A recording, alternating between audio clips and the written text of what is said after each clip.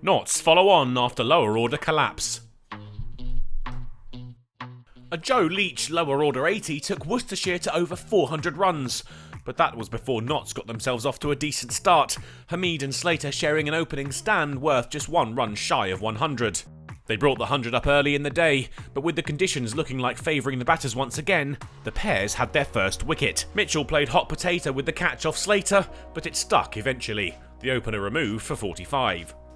And the pairs had another soon after, Duckett out for 5 to the bowling of Joseph.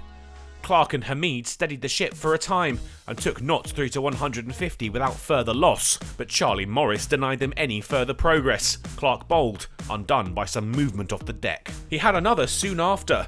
Lyndon James removed LBW, and Notts wobbling a little under Worcestershire pressure. Morris was having a real dart at the Notts batters, and soon he had Mullaney too. Another bowled, the veteran adding just 2. Moores announced himself by blasting some quick boundaries, but Notts were in trouble again. They found themselves at 192 for 5 at lunch, their good start unravelling. Hamid was still there though, and took Notts to 200 alongside Moores.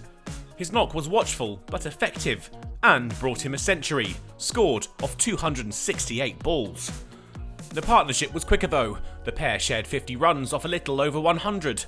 They'd become a real pain for the pairs, who were trying everything they could to find another breakthrough. Moores rubbed it in, he found his way to 50, taking a liking to Brett D'Oliveira as he launched him for 6, twice in an over, the latter taking him to the milestone of 68 balls. But D'Oliveira would have the last laugh. The final ball of his expensive over was the end of Moores. Another big swipe, this time straight up in the air, taken by Leach in the deep. Patterson-White went in the next over, out LBW to Leach. Notts' period of peace gave way after the loss of Moores. The next wicket was the damaging one for Notts, leaving them with just their bowlers when Hasib Hamid tried to be a little too delicate and fed Cox behind the stumps, out for a Nelson. Hesitation from Chappell at the non-striker's end would be enough for Mitchell and Vessels to combine to run him out for 9. And then it was all over to the next ball. Patterson bowled, backing away from Joseph, Notts all out for 276, and the deficit to their hosts still 160 at tea. Notts emerged from tea with bats in hand. The follow-on was enforced, and they had a long session to get through. It was pedestrian from the visitors. Once again, Hamid left his attacking shots in the dressing room and soaked up pressure. The approach was effective.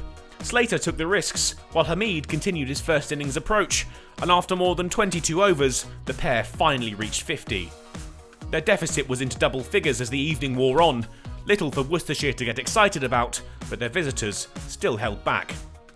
Late in the day, Hamid started to hit out, the pairs again struggling to break through this opening partnership. They reached the close at 87 for none. Survival was the number one target for Notts. The hosts required 10 final day wickets for the win.